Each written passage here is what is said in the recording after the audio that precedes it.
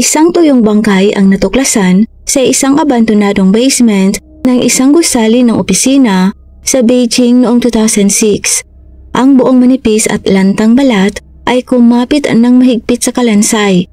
May ilang butas ang damit at salamat sa bra na nakakabit pa sa bangkay, natukoy ito bilang isang babae.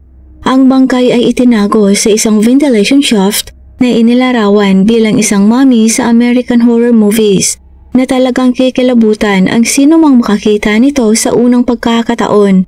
Nabunyag ang pagkakakilanlan ng biktima na ikinamanghan ng maraming tao. Siya ay isang mayamang dalaga mula sa Beijing na nawawalan noong October 1999. Ang higit na nakakagulat ay ang mga salarin ay nahuli sa nakakatakot na krimen na ito. Ngunit anong mapunta sila sa korte para sa paglilitis, sila ay napawalang sala. Tingnan po natin ngayon ang mga detalye ng misteryosong kasong ito. Pero bago po ang lahat, huwag pong kalimutang mag-subscribe sa aking channel para ma-notify po kayo tuwing may mga bagong video. Ang backdrop ng kasong ito ay naganap sa Beijing, China. Noong July ng 2006, nagpasya ang pamunuan ng gusali ng baking sa Beijing na muling gamitin ang isang bahagi ng matagal nang inabandonang level ng pangalawang basement sa isang parking lot. Ang tagapamahala ng warehouse, si Mr. Wang, ay pinagkatiwalaan ng responsibilidad ng pag-inspeksyon at paglilinis ng lugar na ito bilang paghahanda para sa renovation process. Bandang alas 9 noong July 7, 2006, si Mr. Wang na may dalang flashlight at iba pang kagamitan sa paglilinis ay naglalakad pababa sa mahabang ikinandadong basement. Malamig at madilim ang paligid. Tanging ang ilaw ng flashlight lamang ang lumiliwanag sa mga lumang pader. Habang papasok sa loob ng basement, bigla siyang nakaramdam ng lamig sa kanyang batok na para bang may hindi nakikitang mata na nakatingin sa kanya mula sa kadiliman sa likuran. Sa natural instinct, si Mr. Wang na nagulat ay lumingon. Direktang kuminang ang flashlight sa malaking ventilation fan. Sa ilaw ng flashlight, nakita niya ang malapong silweta ng kakaibang bagay na parang tao. Sa kabila ng kanyang takot dahil sa curiosity, humantong si Mr. Wang na dahan-dahang lumapit upang siyasatin ito. Nang matamaan ng husto ng ilaw ng flashlight, ang kakaibang bagay na nakahiga sa sahig, natigilan si Mr. Wang. Natakot siya nang malaman na ito ay isang mahabang tuyong mummified na katawan. Dahil sa takot, bumagsak si Mr. Wang sa lupa. Nanginginig ang kanyang mga kamay at napasigaw siya sa gulat. Matapos makapawi, nanginginig niyang inilabas ang kanyang mobile phone at tumawag ng mga pulis. Wala pang kalahating oras, dumating na ang mga otoridad sa pinangyarihan. Si Mr. Wang na nanginginig pa rin ay inilarawan sa pulisya ang nakakatakot na kalagayan ng bangkay. Ikinuwento niya na ang buong manipis na layer ng balat ay mahigpit na nakadikit sa kalansay. Punit-punit ang mga damit na may ilang butas at puwang at kapansin-pansin rin ang puting bra sa bangkay na siyang tumulong upang matukoy na ito ay katawan ng isang babae. Bukod pa rito, sa itaas ng dibdib ng biktima, may mahaba at makitid na sukat na napapalibutan ng dark brown na mga namuong dugo. Sa lupa may mga bakas din ng maraming tuyong mantsa ng dugo. Bandang alas 3 ng hapon, dinala ng ambulansya ang katawan at sinabi ng pulisya na magsasagawa sila ng forensic examination upang matukoy ang sanhi at oras ng pagkalagot ng hininga ng biktima. Ang impormasyon tungkol sa isang babaeng mummified na bangkay na natagpuan sa ilalim ng ventilation duct sa isang abandonadong basement ay gumulat sa lungsod ng Beijing. Ayon sa resulta ng forensic examination, ang biktima ay isang dalaga, tinatayang nasa pagitan ng 18 at 22 years old. Sa kanyang katawan may mga senyales ng severe blunt force impact sa ulo at mukha. Sa sobrang tindi ng tama na ito, nawasak ng husto ang kanyang mukha sa punto ng pagiging hindi na makilala. Sa panahon ng pagsusuri, napansin din ng forensic doctor ang mga palatandaan na nagpapahiwatig na maaaring siya ay pinagsamantalahan bago tinapos. Gayunpaman, dahil sa paglipas ng panahon, naging mahirap ang pagsusuri sa DNA na halos imposible nang mangyari. Ang biktima ay nagpakita ng mga palatandaan ng pagbibigay pansin sa kanyang hitsura. Gawa ang kanyang mga kuko sa mga kamay at paa at nakabihis sa kung ano ang itinuturing na medyo high-end attire. Sa tabi ng bangkay, nakita ng mga pulis ang isang maliit na bag mula sa isang luxury brand na naglalaman ng ilang mga cosmetics, ngunit walang wallet o pera. Kapansin-pansin na ang bag ay naglalaman ng isang pahayagan na pinamagatang Beijing Evening News na may petsang October 6, 1999. Ang detalyeng ito ang naging mahalagang clue para sa investigasyon ng pulisya. Batay sa impormasyon mula sa pahayagan, konklusyon ng mga pulis na ang biktima ay maaaring tinapos humigit kumulang 7 taon na ang nakaraan. Iyon ay bago o ilang sandali matapos makompleto ang gusali noong 1999. Ang katawan ng biktima ay itinago sa isang ventilation duct sa basement ng gusali, kung saan ang malakas na hangin ng fan ang nagpatuyo sa katawan. Ang lokasyon ng ventilation duct na ito ay nasa isang liblib na lugar, karaniwang hindi na-access o hindi naaakyat para sa mga inspeksyon, na siyang nag-iiwas para sa pagkakatuklas ng katawan ng biktima. Sa pagkakataong ito sa panahon ng komprehensibong pagpapanatili ng sistema ng pipeline ng gusali, hindi sinasadyang natuklasan ng mga manggagawa ang nakakatakot na katotohanan na nakatago sa kadiliman sa loob ng maraming taon. Sa pamamagitan ng pag-review sa mga kaso ng nawawalang tao mula 1999, natagpuan ng pulisya ang isang misteryosong kaso kung saan hindi pa nahahanap ng pamilya ng biktima ang kanyang kinaroroonan. Sa pag-rewind sa 1999, ang gusali ng Beihang ay kilala noon bilang Leonfa Building, isang mataas na gusali ng opisina na matatagpuan sa tapat ng Northwest Beijing Railway Station. Noong gabi ng October 7, 1999, isang 19 na taong gulang na dalaga ang nagpark ng kanyang sasakyan sa underground garage ng Northwest Beijing Railway Station at naghanda na pumunta sa Leonfa Building, ang lugar kung saan siya nagtatrabaho. Nang ligtas na nakaparata ang sasakyan, lumabas ang dalaga at nagsimulang maglakad papunta sa hagdan patungo sa unang palapag ng Leonfa Building na mga 50 to 60 meters lamang ang layo. Gayunpaman, may kakaibang nangyari. Sa maikling landas mula sa garahe patungo sa kumpanya, ang dalaga ay tila misteryosong nawala na walang iniwang bakas. Ang pangalan ng dalaga ay Gu Xiaoyue. Galing siya sa mayamang pamilya. May magandang hitsura at nakasuot ng napakasunod sa uso. Sinabi ng mga magulang ni Gu Xiaoyue na noong October 7, 1999, habang naghahapunan kasama ang pamilya, nakatanggap si Go ng tawag mula sa kumpanya. Sinabihan siyang pumunta sa opisina para tumulong. Di nagtagal ay umalis ng bahay ang dalaga. Balak na umuwi kaagad pagkatapos makumpleto ang kanyang trabaho. Sa buong gabing yon, walang natanggap na tawag o balita ang pamilya mula sa kanya. Naka-off ang kanyang mobile phone, kaya't naisip na lamang ng kanyang mga magulang na baka nag-overtime siyang magdamag sa kumpanya. Kinaumagahan hindi pa rin makontak si Go, kaya't nagsimulang mag-alala at mag-imbestiga ang pamilya. Nalaman nila na noong nakaraang gabi, hindi dumating si Go sa opisina gaya ng plano, kaya't agad silang nagsumbong sa pulisya.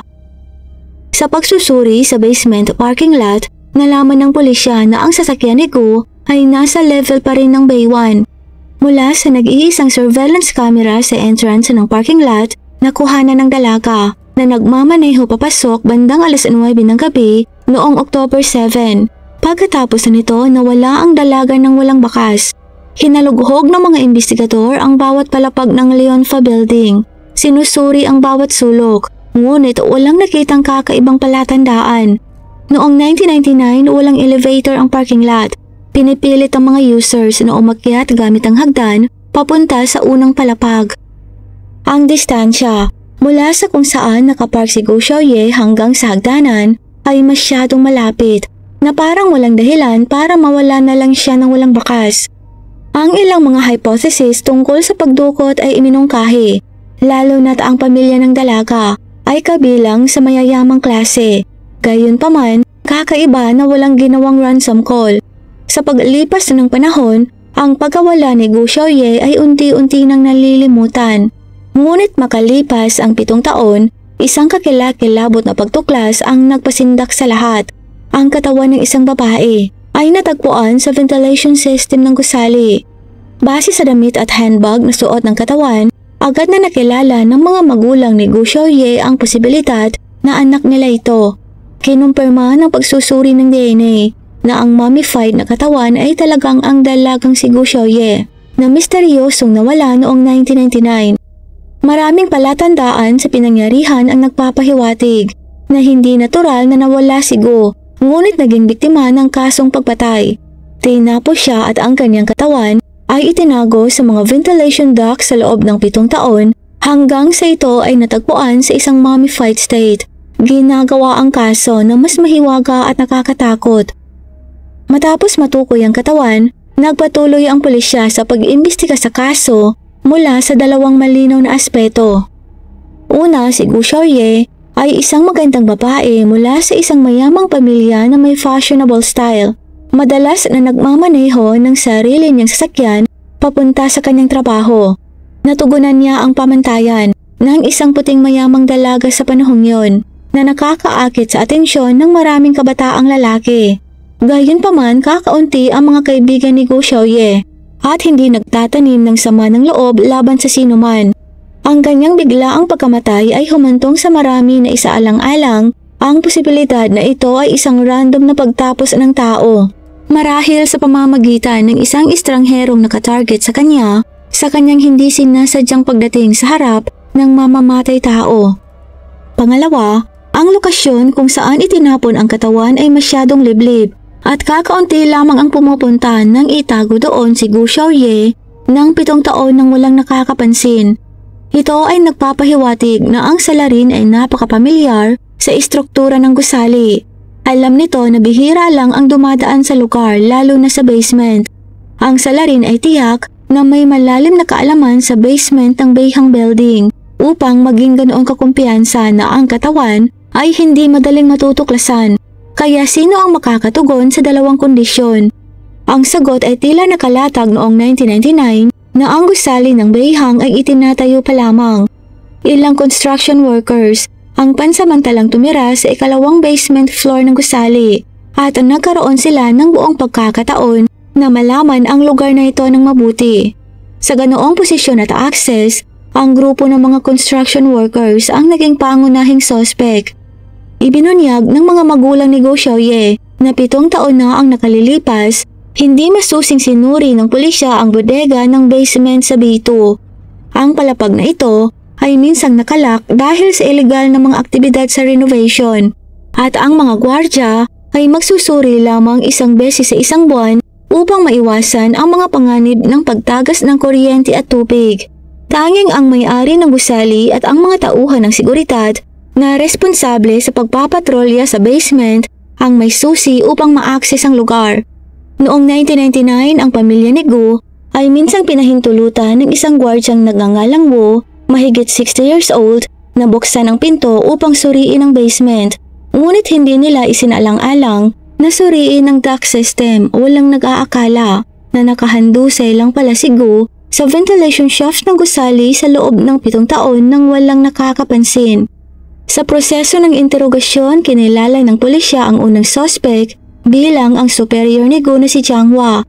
Isang babaeng kasamahan ang nagpahayag na si Chang Hua ang nag-utos sa kanya na tawagan si Gu Xiaoye na papuntahin sa kumpanya para mag-overtime sa trabaho.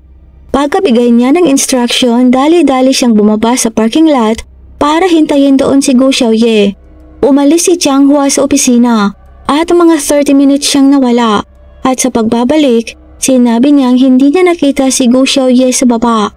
Nang malaman ang tungkol sa pagkawala ni Gu Xiaoye, agad na pinalaan ni Chang Hua ang 2 babaeng empleyado na huwag magbunyag ng anuman tungkol sa kanyang 30 minutes na pagkawala sa opisina at huwag magsalita ng walang kapararakan. Ang 2 babaeng kasamahan na ito na natatakot sa mga epekto ay piniling itago ang impormasyon.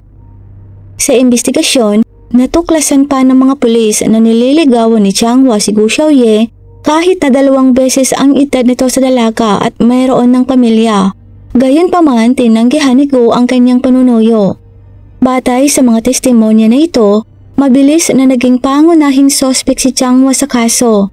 Gayunpaman nang suriin ng pulisya ang detalyadong timeline, nakakita sila ng maraming hindi pagkakapare-pareho. Ayon sa data ng investigasyon, natanggap ni Guo Xiaoye ang overtime call bandang alas 7 ng gabi at umalis siya sa bahay pagkatapos ng alas 9 ng gabi. Na-record siya ng surveillance camera na nagmamaneho papunta sa parking garage sa oras na humigit kumulang 9:40 ng gabi. Pansamantala, umalis si Jiang Hua sa opisina mga 9:10 ng gabi at bumalik ng 9:40 p.m. Ibig sabihin ilang minuto lang ang overlapping time ng dalawa. Kahit na nakita pa ni Jiang Hua si Guo Xiaoye, magiging mahirap para sa kanya na isagawa ang paghalay at pagkatapos ay tapusin ng dalaga. Kalat ka rin ang katawan nito pababa sa B2 basement at itago ito sa ventilation shaft sa loob ng 3 hanggang 4 na minuto. Ayon sa pagtatansya ng pulisya, ang pagkumpleto ng lahat ng mga aksyong ito ay tatagal ng hindi bababa sa 20 to 30 minutes. Higit pa rito, ang dalawang babaeng empleyado ay nagsabi na nang bumalik si Jiang Hua sa opisina, hindi siya nagpakita ng kakaibang pag-uugali. Napanatili ang isang kalmadong kilos, maayos na nakadamit gaya ng dati at hindi nagpakita ng mga palatandaan ng stress o pag-aalala. Matapos alisin si Jiang Hua mula sa listahan ng mga pinag-ihihinalaan, patuloy na sinuri ng pulisya ang mga maaaring may mga susi sa imbakan ng basement sa B2 upang makahanap ng mga bagong lead sa kaso. Bilang karagdagan sa may-ari ng gusali at Mr. Wu, may isa pang tao na may hawak ng susi sa B2 floor. Ito ay ang kontratista ng pamilyang Lu. Si Mr. Lu ang responsable sa pangangasiwa sa construction sa B2 floor. Ngunit pagkatapos ng kanyang trabaho, hindi niya ibinalik ang susi. Gayunpaman, kinumpirma ng maraming saksi na noong gabi ng insidente si Mr. Lu ay naglalaro ng mahjong kasama ang may-ari ng gusali at walang oras para gawin ng krimen. Samantala, na-stroke naman si Mr. Wu ang gwardya noong 1998 na nagpapahirap sa paggalaw at ang kanyang isang braso ay hindi makagalaw ng mabuti. Gayunpaman, binigyan ni Mr. Wu ang pulisya ng isang mahalagang palatandaan na may kaugnayan sa gabi ng krimen. Sinabi niya na noong gabing yun, habang nagpapatrolya sa parking lot, may napansin siyang 3 manggagawang paikot-ikot, naninigarilyo at lumilitaw na hindi karaniwang nababalisa. Kabilang sa mga manggagawang ito ay si Zhao Dixiang, isang 20 years old na lalaking nagtatrabaho sa construction crew ni Mr. Lu. Upang matiyak ang pag-usad ng proyekto, kumuha ang kontratista ng mga manggagawa upang magtrabaho sa araw at hayaan silang magpahinga sa mga kalapit na campsite sa gabi. Nang magtanong si Mr. Wu, sinabi ni Zhao Dixiang na sila ay nag-iinuman at nanonood ng mga puro ng pelikula. Hindi umano sila makatulog at nagpaplanong pumunta sa mga club at kumuha ng mga bayarang babae para makapagparaos. Sinabi ni Mr. Wu na ang grupong ito ay tiyak na hindi kumilos ng disente noong gabi ng October 6, 1999. Gayunpaman, ang araw na binanggit ni Mr. Wu ay hindi sumasabay sa araw na nawala at tinapos si Guo Xiaoye.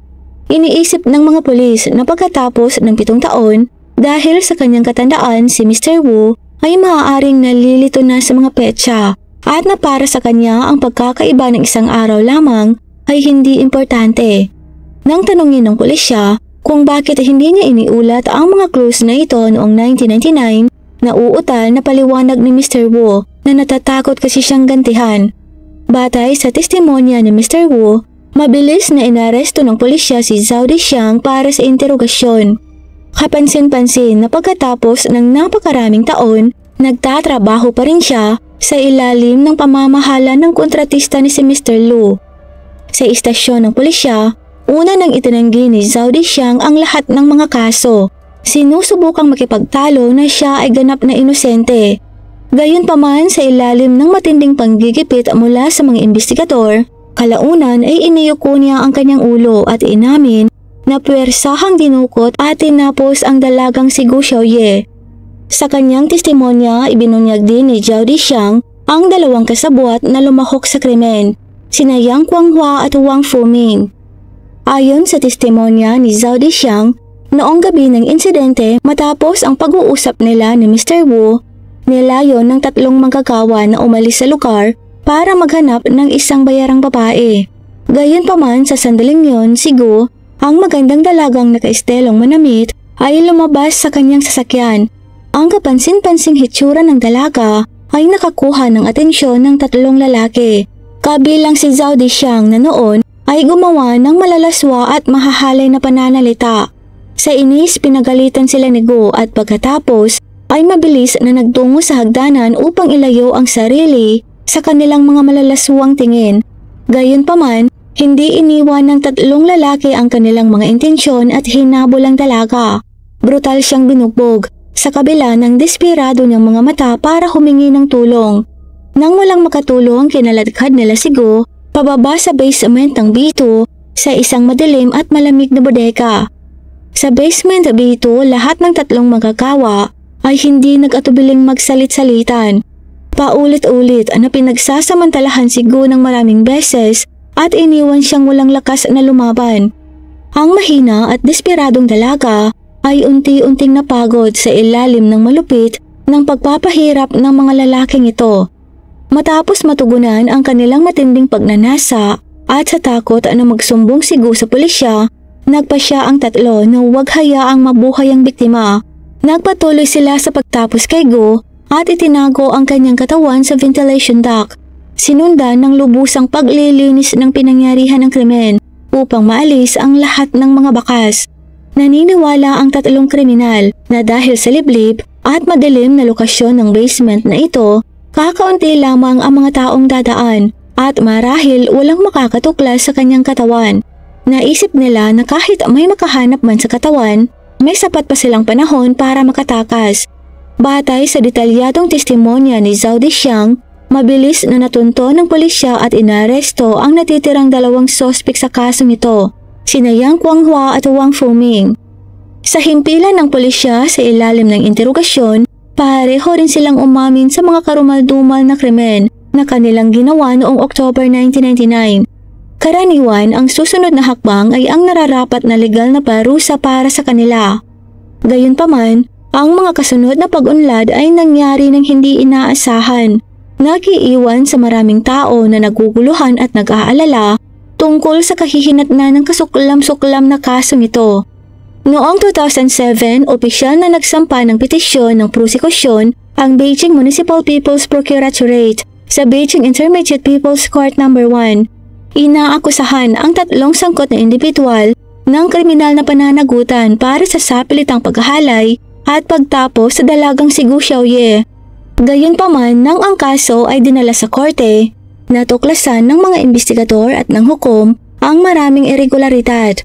Kapansin-pansin na ang kasong ito ay walang pisikal na ebidensya at ganap na nakabatay lamang sa pag-amin ng tatlong sospek. Kung ang mga pag-amin ng mga sospek ay pare-pareho, lalo na sa mga detalye na ang tanging ang salarin lamang ang nakakaalam, maaari itong magsilbing batayan para sa paghatol. Gayunpaman sa kasong ito, ang mga testimonya ng tatlong sospek ay malinaw na kontradiksyon sa mga pangunahing detalye. Sina Zhao Dishang at Wang Fuming ay nagbigay ng magkakaibang mga pahayag tungkol sa lokasyon kung saan nakatago ang katawan sa pamamagitan ng ventilation duct. Sa kabilang banda, hindi man lang alam ni Yang Guanghua kung saan nakatago ang katawan at hindi binanggit ang detalye tungkol sa ventilation duct kahit kailan. Ang mga paglalarawan ng paraan ng pagtapos ay nagpakita rin ng mga makabuluhang pagkakaiba. Sinabi ni Wang Fuming na sinaksak niya si Gu Xiaoye ng maraming beses sa dibdib at tiyan gamit ang kutsilyo, habang iginiit naman ni Yang Guanghua na direktang sinaksak niya ang biktima sa puso. Gayunpaman, ang mahalagang punto ay wala sa tatlo ang nagbanggit na ang biktima ay pinagpapalo ng isang mapurol na bagay. Pagkatapos ng pagsusuri sa katawan ni Gu Xiaoye, ay walang nakitang mga saksak o mga palatandaan ng pinsala na nagdulot ng isang matulis na bagay. Higit pa rito, ang mga sospek ay hindi magkatugma sa paglalarawan kung paano nila dinala si Gu sa bodega, ang pagkakasunod-sunod sa paghahalay, at kung paano nila inianlak ang pinto sa B2 basement level. Isang mahalagang kadahilanan na hindi maipaliwanag ng tatlo. Noong 2007, isa sa tatlong sospek si Wang Fuming ay sumakabilang buhay dahil sa cerebral infection na naging dahilan para i-dismiss ng korte ang kanyang paglilitis. Para naman kay Yang Guanghua, lumilitaw na nagsasalita siya ng hindi magkatugma at kalaunan ay na-diagnose na may kapansanan sa intelektual. Si Zhao Dishang naman ay nagpakita rin ng mga senyales ng mental disorder. Sa panahon ng paglilitis, parehong binawi ni Yang Guanghua at si Zhao Dishang ang kanilang mga pag-amin. Iginiit na sila ay pinilit at sapilitang pinagawa ng mga kwento tungkol sa pagtapos kay Gu Xiaoye.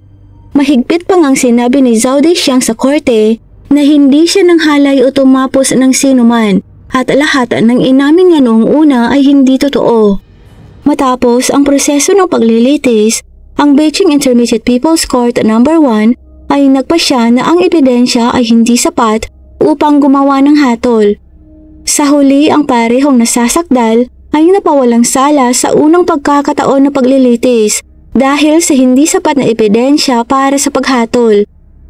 Agad na naghain ng apela ang prosekusyon, nangangatwiran na ang ebidensya ay maaaring ganap na patunayan ang mga kriminal na gawa ni Zhao Dishang at Yang Guanghua.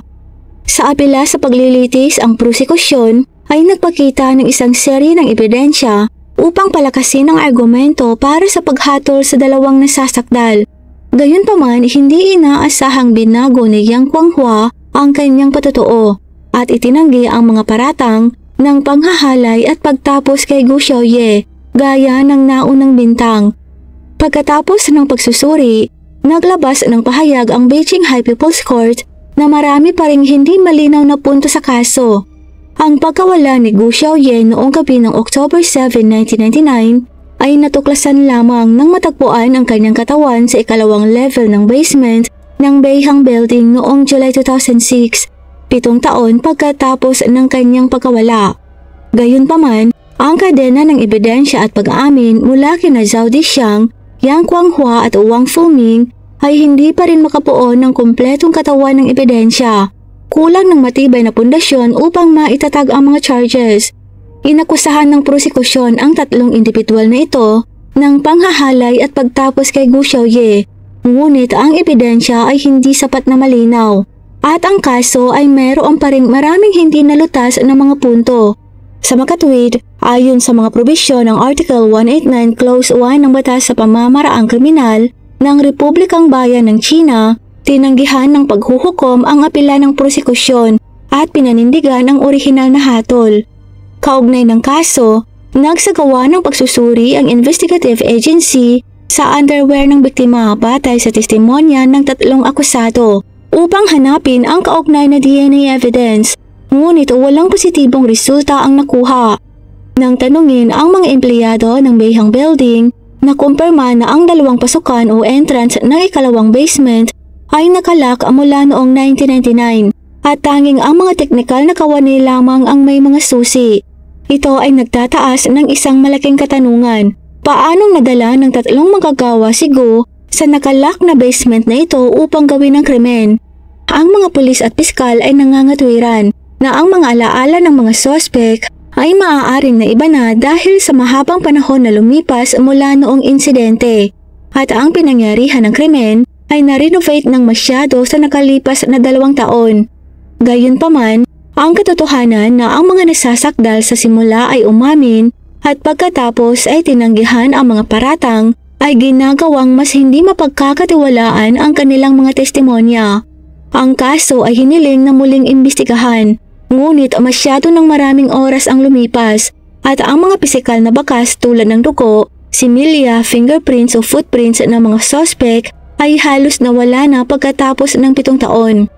Noong panahong yon, isinaalang-alang lamang ng pulisya ang kaso bilang isang regular na pagkawala na humahantong sa isang mabilis na imbestigasyon at nawalan ng pagkakataon upang mahanap ang mga may kasalanan. Dahil sa hindi sapat na ebidensya at maraming kontradiksyon sa mga testimonya ng tatlong sospek, sila ay napawalang sala ayon sa batas. Mula sa isang legal na pananaw, ang pagtukoy sa pagkakasala ng isang tao ay dapat na nakabatay sa tiyak na ebidensya. Kahit na ang publiko at ang mga otoridad ay naniniwala na ang tatlong individual na ito ang may kagagawan sa karumal-dumal na krimen na yon. Kung walang matibay na ebidensya, ang batas ay hindi maaaring basta-basta magpataw ng mga parusa. Ito ay isang espesyal na kaso kung saan ang mga saksi, mga taga-usig ng pulisya at ang hukuman, lahat ay nakahilig sa posibilidad ng pag-uusig, ngunit walang nakakukumbinsing ebidensya. 25 years na ang lumipas at hanggang ngayon, ang pulisya ng Beijing ay patuloy na naghahanap ng mga clue sa kaso ni Gu Xiaoye, ngunit walang makabuluhang development. Ito lang po para sa araw na ito. Salamat po sa panonood. Mag-ingat po tayong lahat.